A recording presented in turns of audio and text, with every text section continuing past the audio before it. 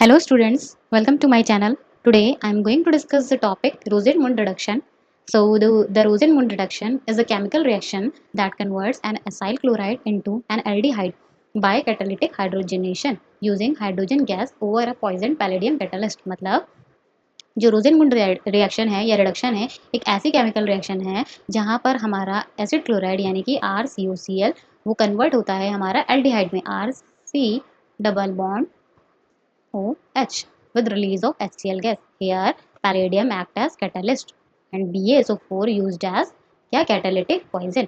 यहाँ पर जो हमारा पैलेडियम है वो एज अ कैटालिस्ट बिहेव कर रहा है। इसके अलावा जो बेरियम सल्फेट है वो हमारा बिहेव कर रहा है एज अ कैटालिटिक पॉइजन। अभी ये दोनों टर्म्स हम आगे बताएंगे कि कैसे ये रिएक्शन में पार्टिसिपेट करते हैं। ये तो हो गई हमारी जनरल रिएक्शन की बात। इसके अलावा अगर हम R को रिप्लेस कर देते हैं CH3 से यानी कि मिथाइल से तो हमारी रिएक्शन क्या हो जाएगी CH3C डबल बॉन्ड OCl यानी कि एसिटाइल क्लोराइड। रिएक्शन कंडीशन हमारी सेम रहेगी as it is same as above. और यहाँ पर जो हमारा बनने वाला प्रोडक्ट होगा वो क्या हो जाएगा acetaldehyde CH3COH with release of HCl gas.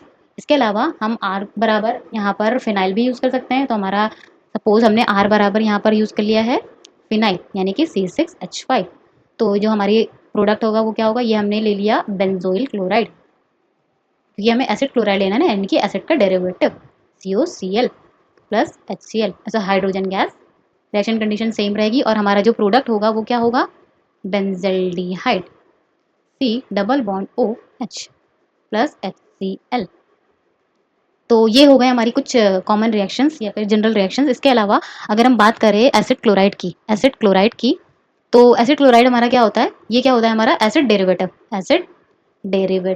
Acid derivative यानी कि ये एसिड से डेरिवेटाइज हुआ है। मीन्स हमारा जो एसिड का जनरल फॉर्मूला होता है वो क्या होता है RC डबल बॉन्ड OH। जब ये OH हमारा रिप्लेस हो जाता है किससे, क्लोराइड आयन से, तो हमारा क्या बनता है RC डबल बॉन्ड OCl। तो क्या हो गया एसिड डेरिवेटिव। सो अगर ये एसिड डेरिवेटिव है तो ये क्या हो गया ऑक्सीडाइज्ड प्रोडक्ट हो गया। Oxidised product.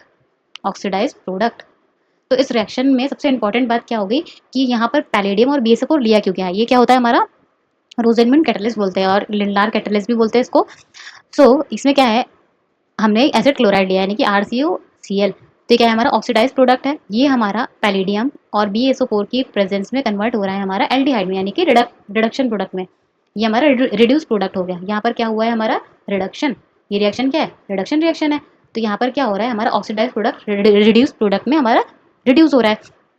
ये हमारा रिड्यूस हो रहा है। तो ये रिएक्शन हमारी फर्दर प्रोसीड ना हो यानी कि RCH2OH यानी कि ये फर्दर प्राइमरी अल्कोहल में कन्वर्ट ना हो, ये रिएक्शन यहाँ पर कन्वर्ट ना हो, इसके लिए हमने यहाँ पर यूज करा है BaSO4।